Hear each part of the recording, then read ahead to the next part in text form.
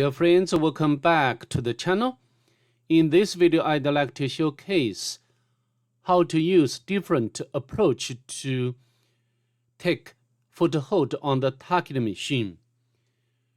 I've already made a video about this machine. I will put the link of this video in the description section below so that you can reference to it if you want to. Okay.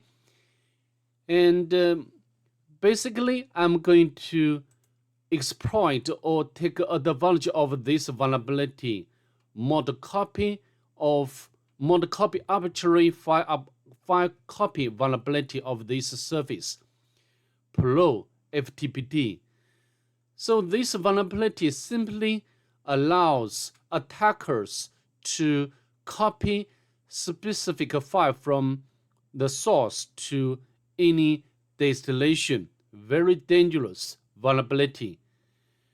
So the reason why I record this video because it's very dangerous, and also you will encounter many such situations, especially you do CTF like machines. Okay, so now we can head over to Linux to begin with. Of course, I will not start from the scratch.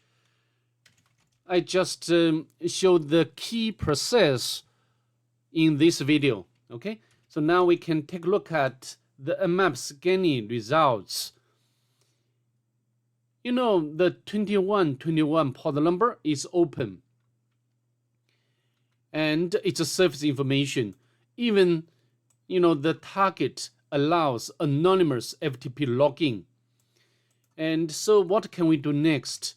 We can FTP to the target, and you need to use the -P option to specify the port number.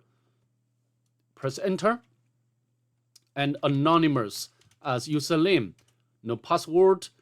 So now we can run ls command to list directory content, nothing, the log.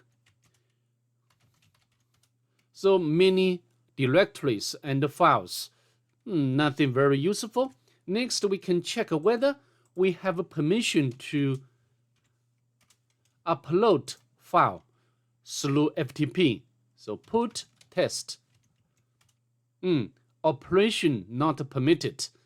So if also we cannot navigate across different locations. So we cannot, take advantage of anonymous login to do very much. So now let's exit from FTP. Now, also we know the target machine has Samba service running, and even the two shares. So now we can use the same utility to access this share remotely. And even if you check, you can know we have permission to upload a file. Great.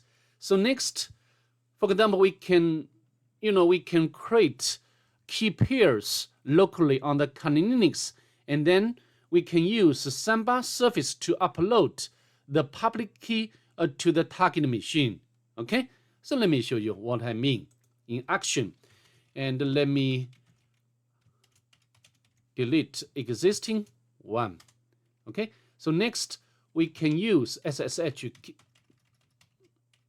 I'd like to get the current working directory. So SSH key generate. I want to save key pairs under the current working directory.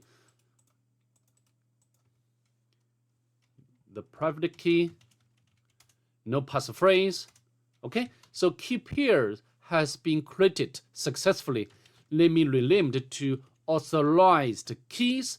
Okay, so next we can use Samba to put or upload authorized keys. And next we can connect to the target with netcat and port number 2121. Okay, it's connected. So now we need to copy our public key or authorized keys from the source. The source should be under the Samba data directory. Okay, and next we need to, copy it to the SSH directory. As we know, this target machine has user name Samba user. Okay, and as you know, we should put the public key under this directory smb user SSH and authorized key, right? So let me do it. We can use the site and copy from, and the source should be SMB data authorized keys. It's successful, exists, ready for destination name. Great. So now we can run site, copy to home SMB user SSH directory, authorized keys, copy, successful, beautiful. Now I think we can disconnect from the target, and then we can use SSH with option of -i to specify private key, SMB user, and the IP address of the target. Okay, press enter. As you can see, we are successful. We are logged in with this private key.